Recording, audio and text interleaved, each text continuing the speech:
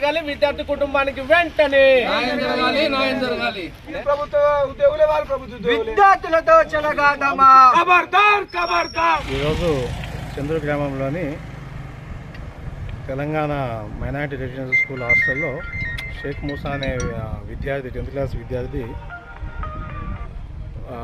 ఉరేసుకొని ఆత్మహత్య చేసినట్లు తెలిసింది. ఈ విషయమై మేము వచ్చి ఈ విషయంలో వాళ్ళ తల్లిదండ్రులు దరఖాస్తు తీసుకొని దర్యాప్తు ప్రారంభించినాము. డెడ్ బాడీని పోస్ట్మార్టం నిమిత్తం నిజామాబాద్ ప్రభుత్వ హాస్పిటల్ పంపడం జరిగింది. తదుపరి వివరాలు విచారణ అనంతరం తెలియజేయడం జరుగుతుంది.